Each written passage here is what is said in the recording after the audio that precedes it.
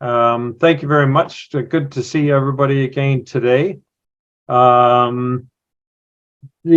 Today's talk is by Cathy Moore. She's a graduate of the University of Dublin College, which you, the Trinity in the background behind me. I'm not really there, but it's in honor of our Irish connections, our Irish colleagues. Cathy has worked on archaeological projects throughout Ireland and specializes in the archaeology of wetlands, ancient woodworking, and wooden artifacts. And she's a managing director with Archaeology and Built Heritage Limited in Ireland. I was very keen on her talk because I think for me and for the International Committee and the UK Committee, it fits in a lot with what we've been trying to do in the last few years, certainly ever since the revision of the ICOMOS principles for the conservation of wooden built heritage came out in 2017. Those principles were a rewrite of the 1999 principles, and there are many reasons for the revision, but the principal one was sort of progress since the 90s in the understanding of conservation, modern conservation, tangible and intangible cultural heritage, and the wider scope of wooden built heritage as opposed to timber structures, which is what the previous principles were about. And then what we did, then that led into what we tried to do in the 2018 symposium we held in York, which was called, New Horizons. And basically what we were trying to do is broaden, get people involved in a much broader scope and understanding of wooden built heritage, including waterlogged wooden archaeology, maritime archaeology, ships, and the intangible side of cultural heritage. And for me, Cathy's subject fit the bill perfectly. So Cathy's talk is titled today, May the Road Rise to Meet You, Irish Toghers. I'm hoping I'm getting the pronunciation right. And the stories they can tell us. Ireland's raised bogs are home to some 1,500 trackways or toghers, from the Irish tóchar, meaning causeway, from narrow brushwood paths of Neolithic farmers to monumental Iron Age timber roads and flagstone covered medieval pilgrim paths. These sites tell of human endeavour at every level. While many function to allow safe passage into and through the challenging landscape of the bog, some may have had other meanings and have been the focus for ritual activity. Anyways, you didn't come here to listen to me. That's a quick introduction. I didn't read everything that Cathy sent me, so I'm going to stop and hand over to Cathy. And Cathy's going to share screen. And there we go. Perfect. Are we? Everybody got that okay? Yeah. I'm just going to hide the video. Okay. Thanks, Doug, for that introduction. Excellent. And for this, everybody can hear me. Is that okay, Doug? Yeah. Perfect. Yes. Great. Okay, thanks. So thank you for the introduction and for the invitation to speak this evening. This is very much a general sort of archaeological paper, but it's about the archaeology, I suppose, that's really close to my heart. It's the archaeology I started my whole career in, and it's the kind of material that I really love to work on when I get the opportunity. But most of the sites that I'm talking about are made from wood, and so they do fit in to the whole, the whole focus of this group. So the word tóchar comes from the Irish word tóchar, which means causeway, And the Place Names Database of Ireland lists about 40 places in Ireland that are called tóchar or a variation thereof. And so there are places that are called just tóchar. You can go to tóchar. And then there are places like Ballintóchar, Carricktóchar, or Knocktóchar. So it can slightly vary, but it does occur in our place name history. But in an archaeological sense, tóchar is used solely to describe roads and paths that are built across Irish raised bogs. But we also refer to them as trackways, and I tend to use both interchangeably, so I'll probably use both this evening. So as Doug said there are about 1,500 tóchars or trackways have been identified by archaeologists in Irish raised bogs. Most of these are concentrated. Can you see my pointer there? I hope you can. Most of these are concentrated in this area here, which are the purple bogs, which are the Midland counties of Offaly, Longford, Tipperary, Meath and Westmeath. And then a smaller few occur around the west, but even though our raised bogs do extend along pockets along the west coast, we don't tend to find the trackways there. And so although the place name tóchar is actually scattered around the country, it is definitely concentrated in the Midlands. So the scale and structural form of tóchars can really vary from massive timber roads, which can run for several hundred meters or kilometers, to much smaller and shorter paths made from light rods and small pieces of timbers. And here you can see just examples of a few different types.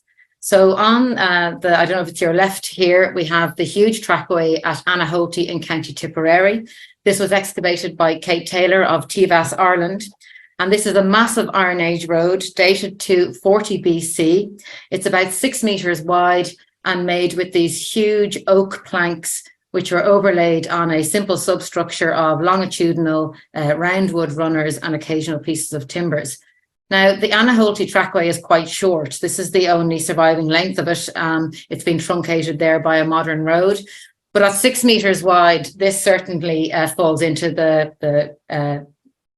what's the definition of a causeway. And so the word tóchar coming from causeway. So this is very much an example of something that we might consider a causeway.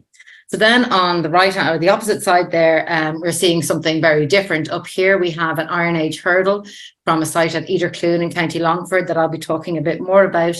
And a hurdle, for anybody who's not familiar, is like a wicker or like a basket-like panel. So these could be woven and carried out into the bog and laid down to form short trackways, generally covering like a short length, maybe 5, maybe up to about 15 meters in Irish examples. And then the smaller picture there on the bottom, which is really just to show you, I suppose, the scale, but also how we might find these trackways when we do find them in raised bogs. Short little brushwood paths, quite simple structures, occasional transverses made of longitudinal rods, and we would just see these in small little sections in the drains of industrial bogs and in small cuttings that we would excavate around them. And of course, the important thing about tóchars is the bogs in which we find them, because these are repositories of the ancient environment, pollen, volcanic glass, insects, wood, plant remains, all preserved in the bogs. And they tell us so much about the landscape in which the tóchars were built and the resources that were exploited in order to build them. So I'm going to kind of take a chronological wander through the Irish Midlands and stopping at a few different sites that I've worked on and ones that I haven't worked on, but just to show you the different type of trackways and also the different types of stories that we as archaeologists can extract from them when we're lucky enough to excavate them.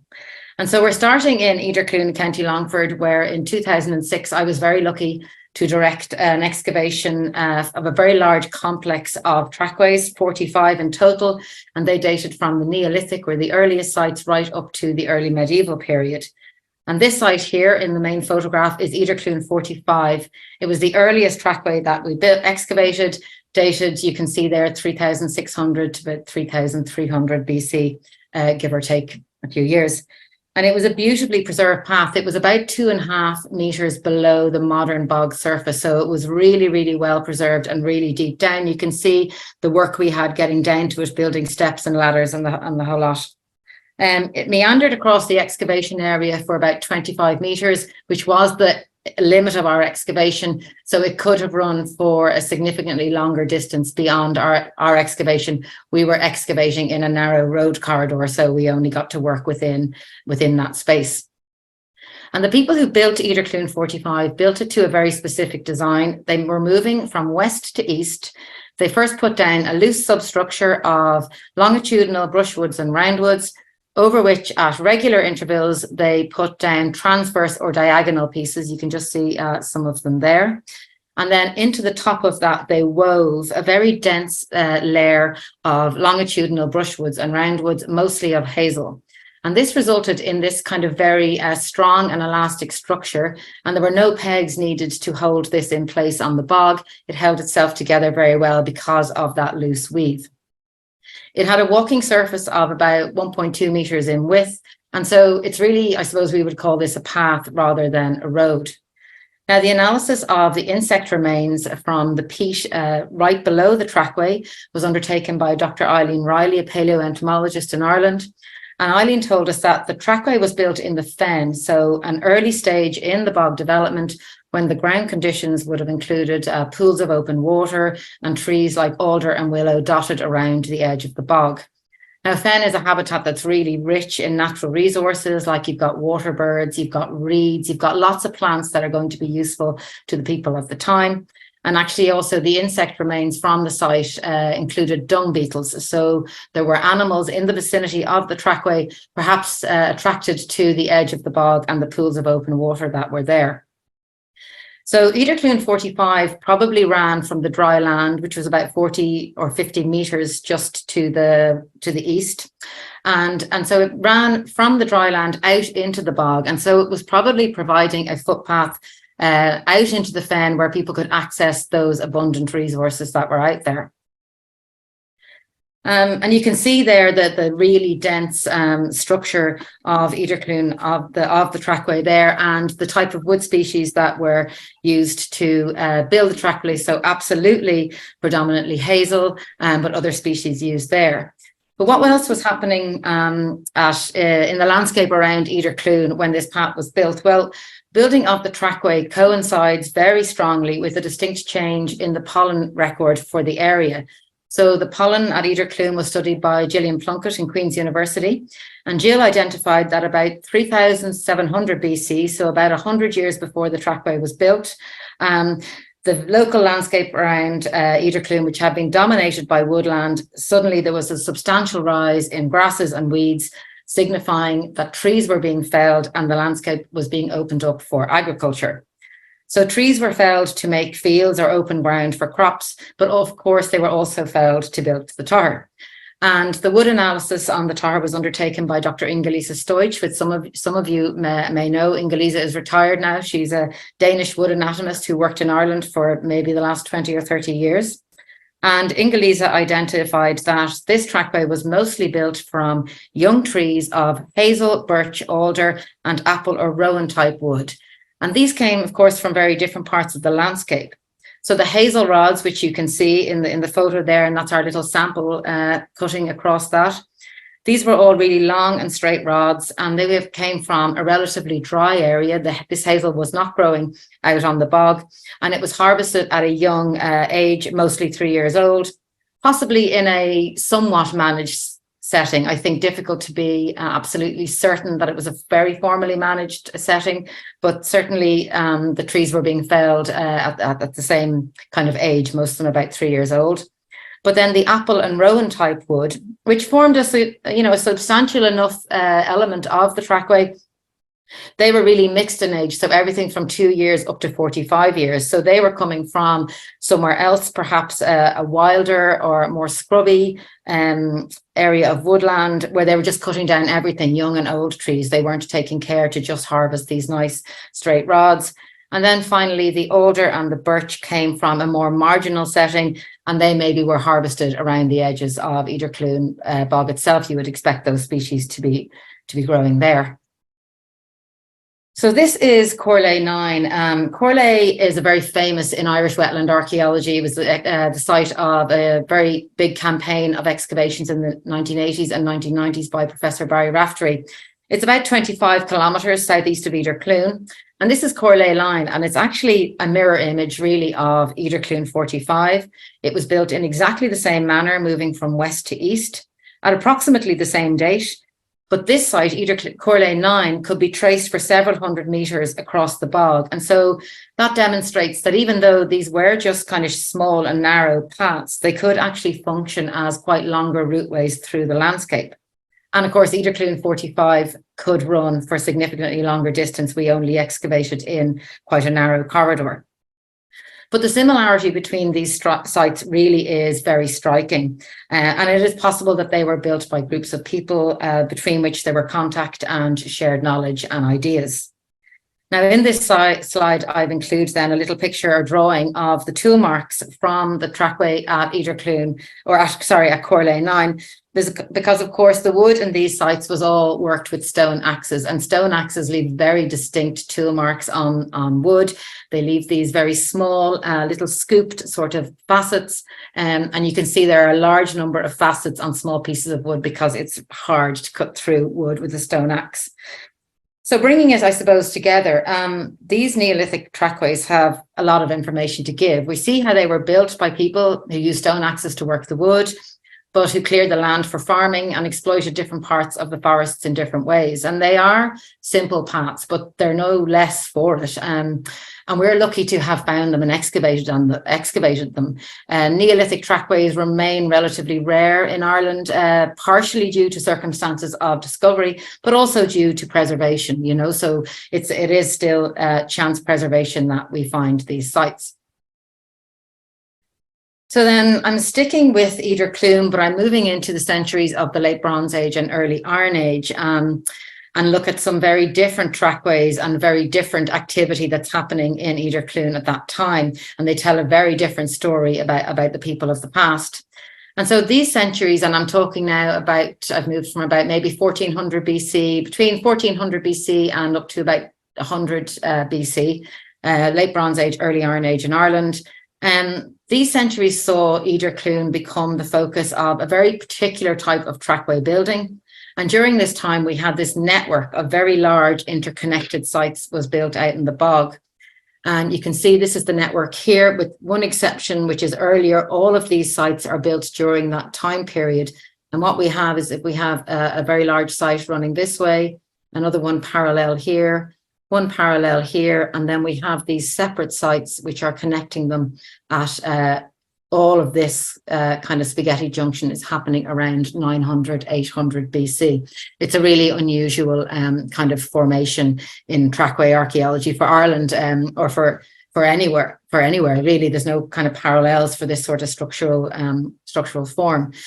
But unlike Idir Clun 45, these sites did not extend from the nearby dryland. The dryland would be very sharply to the right of this image. So over here is the dryland, but these sites are all actually running parallel to it rather than extending from it.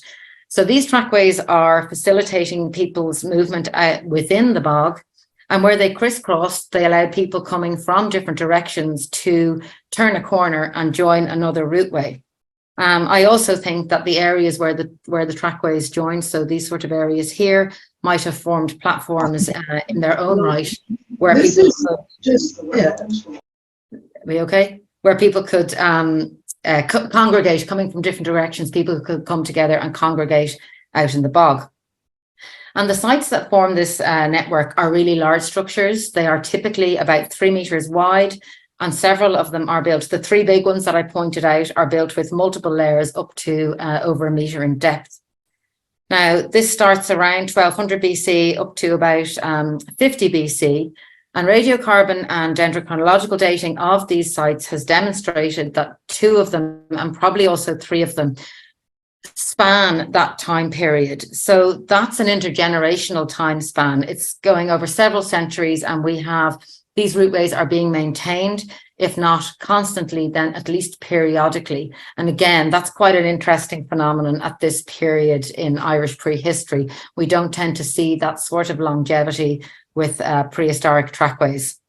So one thing about that as well is, while they do take the form, I suppose, of trackways, it is possible that some of these sites built to that great depth, they may also have functioned as boundaries out in the landscape. So just to talk a little bit about photographs here, this is a trackway here. It's nearly gone at this point. We're down to the lowest levels.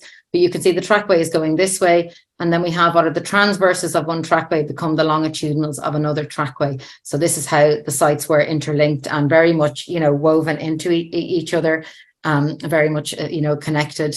And you can see here the upper surface of a late Bronze Age trackway. The Iderclean trackways are higgledy-piggledy. They're not nice big plank structures, or they're not even like the nice Iderclean 45 was a very kind of neat and well-structured trackway. Here you can see we've got a surface of longitudinals. It switched to transverse. It goes back to longitudinals. And then down here at the far end, we have really wide transverses, probably making up for the fact that this is a very wet part of the bog in the late Bronze Age. And this actually is the section through this trackway as it exited the limit of excavation. So you can see the depth of wood that's gone in there. So these are 50 centimeters. So we're just at a meter depth here. And there up in the section, there's actually an earlier medieval trackway just right on top of it, probably utilizing a dry rootway that was formed, a drier line in the bog that was formed by this mass of underlying wood. And then up here actually is a platform. And I suppose just to show you, interlinked amongst some of the sites at Iderclean, we had platforms and the trackways were leading to them. So kind of square areas formed from wood out in the bog.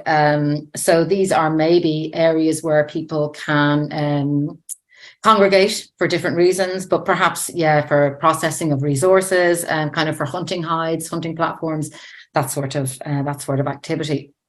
But there's other activity happening at Iderclean at this time, and this is the crux of Iderclean and what makes it really special within this type of archaeology. So in addition to building these big, large, deep and interconnected sites, the people who built and maintained them were burying artifacts. Objects were buried at regular intervals, places where the sites connected, and very often hidden very deep in the base of the trackways. So in this site plan there on the side, every red point marks the location of a wooden artifact. There were 46 in total. Now, there are no Irish or indeed other parallels for such structured artifact inclusion in trackways. Artifacts are very often included within tóchars, often fragments of worn or broken items, and they would be typically or traditionally interpreted as, broken things that were thrown in as foundation material. And to be fair, that probably is sometimes the case. But at Iderclean, the sheer volume of objects and the very clear kind of patterns where they're deposited indicate that this was more than just discard. And then we add to that, of course, is the fact that several items were unfinished or unused. And so it's not just something that's broken and is being thrown away. So that trackway that I showed you, the one with the very higgledy-piggledy surface, that's this site here, Iderclean 5. We had an object, I think, on average, every 1.5 or 2 meters in the base of that trackway. Here you can see they're all lining up around here. Not so many up in this area. And then here, the artifacts very much concentrated where the trackways are connecting. So some kind of quite clear patterns of deposition going on there. Then just to take you through some of the Iderclean finds, it's so rare to have a big assemblage of prehistoric wooden artifacts in Ireland. It doesn't happen very often. And so some of the things we found were really useful things. They are tool hafts, spears, mallets, clubs, handles, things like that, practical items. So up at the top here, we have a beautiful yew spear. There were actually 2 of these found in close proximity in an Iron Age trackway. They were both broken before they were deposited. Break on this is just here. And the second one wasn't fully broken, but it was torn as if somebody had put it over their knee and, tried to break it, but had failed to do so, which is understandable with a nice, long, springy piece of yew, be hard enough to break by hand. But you can see the beautiful pointed tips on them there, really finely made objects. No sign of wear or use on the spears. Here we have a lovely little tool haft, unfinished. So the axe would be hafted through this expanded sort of terminal here. And then this lovely little hooked shape, very similar to an axe haft from Must Farm. Here we have a willow mallet, just very simple object carved from, it's a willow roundwood actually, it's not carved. It's been very simply worked, worked with an axe here to form a handle. You can see the tool marks are quite pristine on it. It's a rough enough object. There's still some bark left intact. Again, no no evidence of use or wear on this. Now, a mallet is an infinitely useful thing to have if you're out building trackways in a bog and you're driving pegs into the ground, but this doesn't seem to have been used, rather that it was buried in the trackway. And this mallet here, also from the same trackway. Now, the best way to describe this is the croquet mallet. I haven't found any archaeological parallels for this. It's a hazel handle. It's about just over a metre long, and it's set into an hourglass perforation on this kind of cylindrical wooden head, which is made from apple type wood, so quite a hard wood. And there's a little wedge was driven down the top to hold them together, which has actually forced this to split, over the centuries. Again, no evidence of use on this. So those two both coming from an Iron Age trackway. Then over here we have a club or a pounder made from sloe wood. Sloe quite commonly used for artifacts at Iderclune. I would, the best way of kind of comparing this is like a baseball bat. But I guess it could be a weapon. It could be a simple mallet for driving pegs, or it could be something like a pounder for food preparation. So, the interpretation, it could be prosaic, or you can go where you like with that. And then I love this little object here made from hazel and utilizing a natural bend in the wood. And it's got two lovely little oval perforations at each end. And I'm suggesting that, a rope was tied through this, and it's used to hold your bundle of rods and sticks as you're carrying wood out into the ground, or out into the bog, sorry. Wheels. Iderclune was the first instance in Ireland where we ever found wheels in association with trackways. We have very little evidence for prehistoric wheels in Ireland. It's a common find in German trackway archaeology, for example, and in Dutch archaeology. I think that wheels would be a common artifact type, but not in Ireland, not at all. But at Iderclune, we found the remains of 3 wheels. What you're looking at here is a portion of the Iderclune block wheel. This is the earliest known wheel in Ireland. The site is dated to about 1206 BC. That dates from a piece of wood right on top of this. It's made from alder. It's about just over a metre in length. And this is made from a tangentially split piece. So, like if I can describe this like upright in the trunk of the tree. And as you can see, it's quite imperfect in that this is the outer curved portion of the wood. And here they have run out of wood. Essentially, this part here is right underneath the bark. And so it's probably a miscalculation during manufacture, and they weren't able to continue the curve. And so this has ended up in the bottom of the trackway.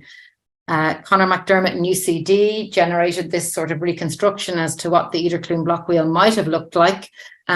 This sort of tripartite wheel, we do have evidence for these in Ireland. We have a number of Iron Age examples, and they would be typically dowelled across here with a couple of dowels in each side. So we're looking at certainly designed for a big, heavy, kind of cartwheel, bulky, kind of chunky vehicle here. We're not talking anything very fine or chariot-like, but anyway, it's ended up in the bottom of the trackway. It never actually made it as a wheel. And then we have portions of 2 much smaller, finer wheels. And what we're looking at here, this is from the late Bronze Age portion of a trackway. And this is a fragment of a wheel rim or a felloe. It's made from alder.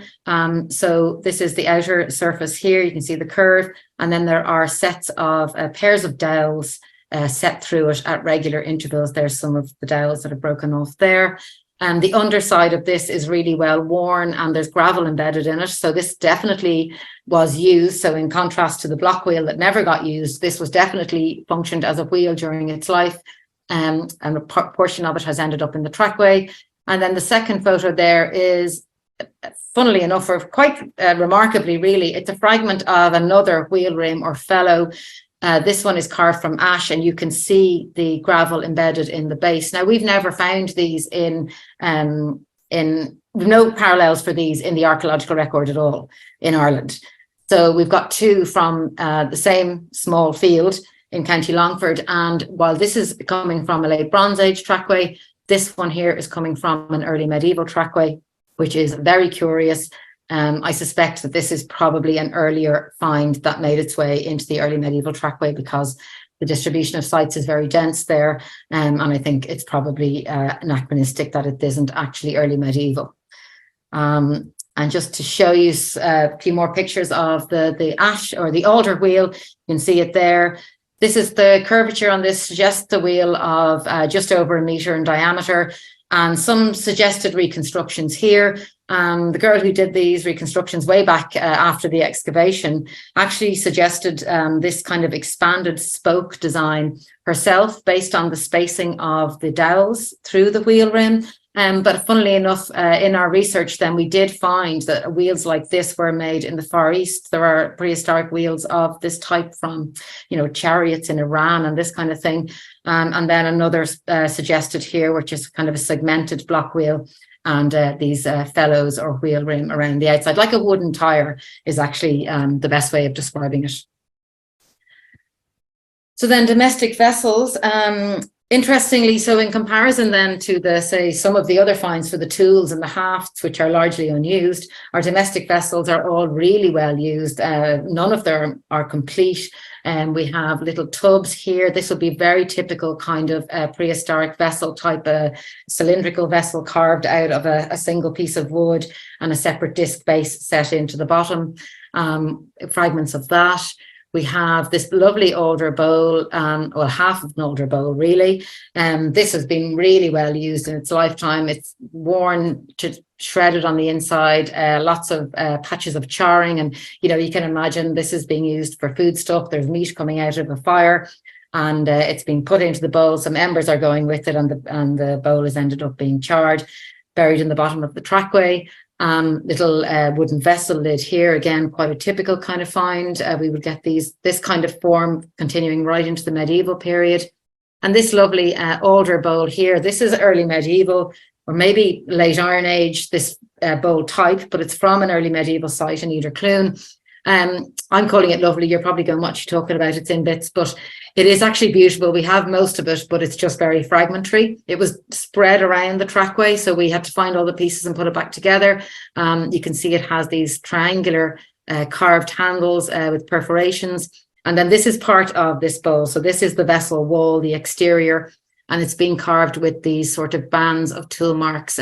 It's almost like a fish scale pattern. So kind of, I suppose, like a simple decorative motif. It's not, it's not really fine, but it's hard enough to do, actually, if you're a woodworker. So that's just an example of the domestic vessels from Clun. And then, of course, what we always have when we're excavating in peatlands and finding objects is our enigmatic wooden objects, are things that we don't really know what they're for, and we can only guess. And at the top there, we have this very long carved object. This is made from sloe wood. I mentioned that earlier, one of the clubs. Quite a number of artifacts at Clun are made from sloe. It's over 1 meter in length, and it's been worked all along both sides and carved to this fine point at each end. And it was broken in half and deposited in a small little platform at Clun. The best parallel I can find for this are indigenous digging sticks in Australia. They look somewhat like this. But interestingly enough, a wetland site that was excavated in County Roscommon, not a million miles from Clun, a site called Gortnacrana, which produced a number of enigmatic finds.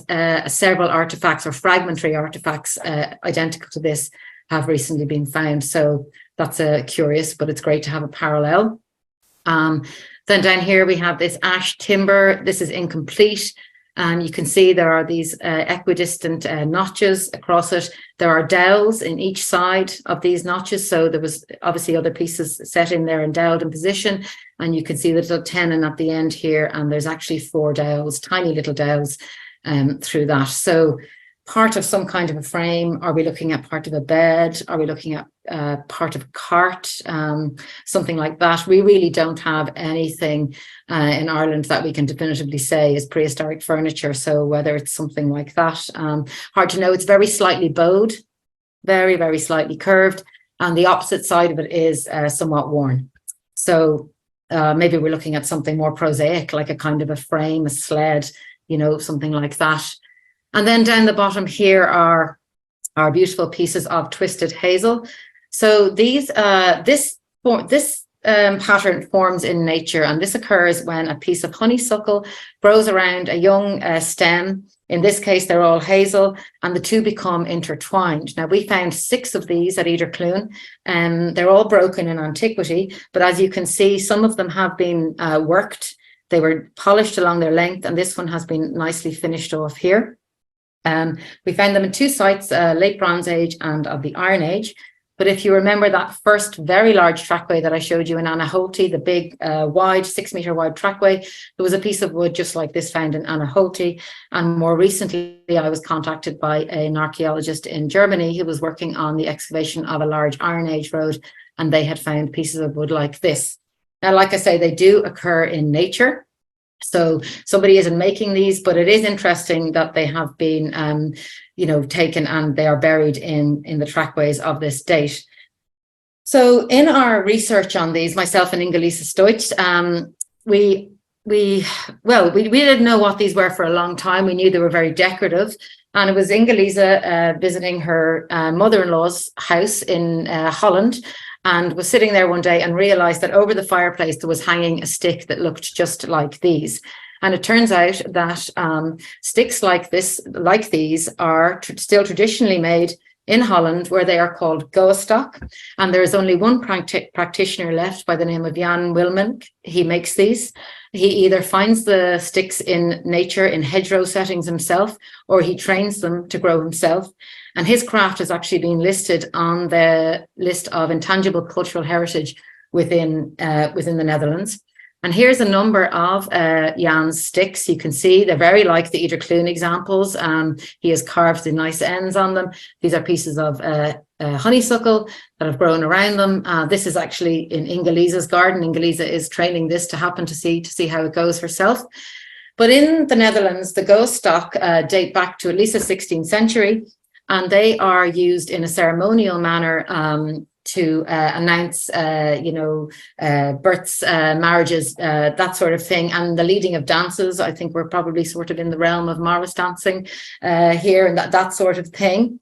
But it is fascinating that this tradition goes back at least that far in Holland, probably dates back to the medieval times, and that we are seeing these pieces included in the trackways at Idir Clun. They have been carved and additionally polished, and I think it's very easy to imagine them being used as the decorative portions of staffs or walking sticks. So what's going on at Idir Clun? Well, like I said, the inclusion of artifacts at Idir Clun is a really structured and a deliberate act. And I think it is absolutely evidence of sort of a ritual element to the trackways at Idir Clun. And I always like to say ritual with a small r. So it doesn't have to mean that these are huge, big ritual structures. I often liken this to the burying of coins in the foundation of a house, and that maybe objects are just being included in the base of the trackways for good luck, for a good harvest, for safety, so for whatever the belief system might request or require. So trackways can also then be a vehicle for the expression of beliefs. They can be structures with more than a practical function. And as I said earlier, the Idir Clun trackways may have functioned as boundaries, physical boundaries, or perhaps even just spiritual boundaries. And of course, the burial of artifacts in these sites has resonance with boundary deposition, which has been explored elsewhere in Irish bogs, particularly with regard to the distribution of bog bodies and objects, but also more generally in archaeology, the idea of objects being deposited around the edges on boundaries is very commonly understood. And this is an artist's impression of the burial of the Idir Clun block wheel. He based it on the photograph of us actually lifting the block wheel there. And you can see he's included the twisted staff here. And then in the background, the trackway continues to be built. So staying then in County Longford, moving on to Corlay, and looking now at probably the most famous Irish trackway, Corlay 1, which was excavated in the late 1980s and early 1990s by Professor Barry Raftery. And Corlay 1 extended across the Corlay bog to a small island, beyond which it reappeared in Derrahon bog. And so the trackway, the two trackways together had a length of some 2 kilometres. I think it is the longest Irish trackway ever recorded, and it certainly formed part of a regional routeway, which Barry suggested may have been associated with the royal sites of Rathcroghan and Ishnach, which are in this general part of Ireland. Corlay 1 was a huge structure built with longitudinal roundwood runners, over which were laid massive oak planks of 3 to 4 meters in length. So that's the width of the trackway, and those timbers up to 20 centimeters thick. They were often held in place with long birch pegs, which are hammered through mortises at the end of the planks. Now, wood studies on Corlay suggested that up to 25 hectares of woodland was cleared for its construction, transformed into planks and pegs, and transported to the bog in as many as 1,000 cartloads for the upper layer of the trackway alone.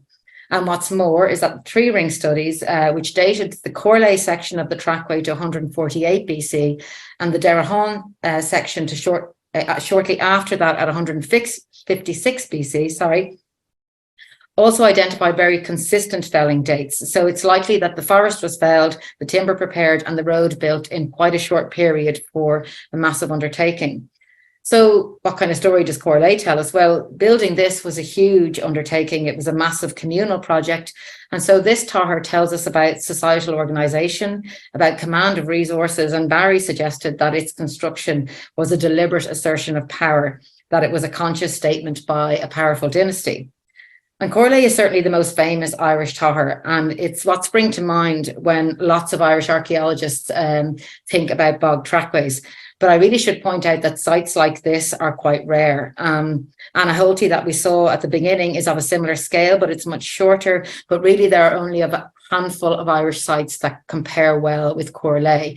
Trackways of this scale more common in the continent, in Germany and the Netherlands, but in Ireland they are rare enough. So then, leaving prehistory and County Longford, and we're going south to County Offaly and to an area called Lamonaghan. And the Lamonaghan bogs were surveyed by the Irish Archaeological Wetland Unit in the 1990s. This is where I started my career. And this is the Lamonaghan bogs here. It's this brown area. These are industrial peatlands. They are transected or traversed by regularly spaced drains, which are draining them, and then the surface of the bog then being milled to power local power stations. We have the state has stopped milling milling bogs in this way, but industrial peat extraction does continue in Ireland, unfortunately. So this is the map then of Lamonaghan. You can just see that these are the same areas. So the survey of Lamonaghan in the 1990s identified about 650 sites in the space of 3 to 4 years. They were all previously unknown sites, so it's a big return for any archaeological survey. This was, and probably still is, one of the highest densities of wetland or peatland archaeological sites in the world. And the sites date from the prehistoric to the later medieval period. And as you can see in both images here, the sites are concentrated in the narrow crossing points. They are very much in the narrow parts of the bog. This is not where we're finding the trackways out where the bog is wide. And the sites are also concentrated around islands. So here we have in the center of the bog an island here. And then this area here was also an island originally. It has become a peninsula through reclamation, but you can see here that originally that was Lamonaghan Island. So the sites are where am I? In the middle of the bog, we have what's called as Broders Island, also known as Derry Van, and then the south is Lamonaghan Island. And on Lamonaghan Island, we have the early medieval ecclesiastical site of St. Monken's Church, his monastery founded in AD 645. And then, so with all that going on in Lamonaghan, I'm just going to focus on some medieval sites and the stories that they tell us, which are different again. And we're going to begin with this trackway here, which I hope you can just see. It's there, it crosses the island and it reappears here. And this trackway was identified by the Wetland Unit and traced running across the bog for about 500 metres. It extended from dry land at one side across the bog to Broders Island and then on to the opposite side of the island, which ran towards the early medieval ecclesiastical site. There were two phases of excavation, first by the wetland unit and later by Dr. Ellen O'Carroll, both in the 1990s. Now, this is a very specific design of trackway, of which there are quite a few in the Lamonaghan area specifically. We find these sites dating from the Bronze Age and also the early medieval period. And what we have here, there are 3 layers of wood, and colloquially we call these single plank walkways. And what we have is a substructure of short longitudinal timbers, and then they are overlain by widely spaced transverse roundwoods, laid on top of which end to end is a single longitudinal oak plank, and these are all pegged in position. So basically this would have been a very slightly elevated, narrow walking surface of planks laid end to end, about 30 to 40 centimetres wide, so tricky enough to actually walk on, I'd imagine. And the exceptional find from Ellen's excavation was this crozier, which is carved from blackthorn and had a crooked end in which was inscribed a simple Greek cross. And this was found just alongside the trackway in a vertical position down in the peat. And we have to imagine that this was an accidental loss, maybe made by a senior cleric or perhaps a bishop as they crossed the bog, possibly putting the crozier down in the ground to steady themselves while they were on that narrow plank surface. And oops, the crozier disappeared into the peat, never to be seen again until we came along in the 1990s. There is a much more famous Lamonaghan crozier in the National Museum of Ireland, one with beautiful metal fittings on display in the Treasury. But I think this is the only crozier that's ever been found in an excavation in Ireland. And here we have just a simple reconstruction of the trackway. You can see the 3 layers of construction there and the narrow plank surface. And there's our bishop or our cleric walking along with their crozier still in place. And so now we're moving to our last site that I'm going to talk about, but we're still in Lamonaghan, and we are down here this time in what's known as Derry na Gun Bog. And this for me is one of my favourites in this area. I don't know of any tóchar that can really tell the same story as this one. We are now looking at a site that runs directly from dryland to dryland out to the ecclesiastical site of St. Monken. And that is the line of the trackway there, just as it runs across the bog. And that is the trackway as it appears today. So this site was subject to an excavation again by Ellen O'Carroll in 1996. This is the first excavation I ever worked on. I was only out of college a wet week. And so that's maybe why I have a bit of a soft spot for it. But it really is an incredible site. So this is a multi-period tóchar, which extends across the bog for at least 750 metres and has 5 very distinct construction layers. The first phase is a layer of substantial longitudinal oak planks, which have been dated by dendrochronology to AD 653, plus or minus 9 years. So really contemporary with the foundation of the monastery in 645. These were then overlain by a deep layer of clay and gravel, which was topped with a cobbled surface, which had a curved edge on it. Over this was another substantial wooden layer, this time of transverse oak planks for over here. And the edges defined by longitudinal timbers and a row of double posts. So this is a really solid structure, and this has been dated to AD 1158, plus or minus 9.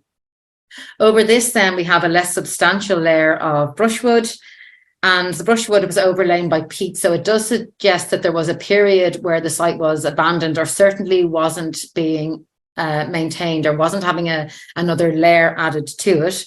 But the route was re-established. It probably was never lost, but the route, they came along and decided to re-establish the route with a final layer of boulder clay topped with a flagstone surface that you can just see there. So the building of this site is really contemporary with the foundation of the monastery. And although St. Monken died in AD 665, the site continued to be rebuilt for a long period. Now, this is the site in the bog today. The upper surface of flagstones is exposed and vegetation is taking hold on that dry surface. And it actually appears as a line of green vegetation across the bog. So this is what the landscape of an industrial bog looks like. It's generally unvegetated, exposed milled peats, but vegetation taking hold on this because it's mineral rich and it's forming a drier line in the bog. And then you can see the flagstone surface has been exposed through milling. But this trackway runs right up onto the dry land, which is unusual enough. Mostly our tóchars in the bog tend to stop at the edge, but here you can see the flagstone surface just peeping through the grass here. And this is where they lead you.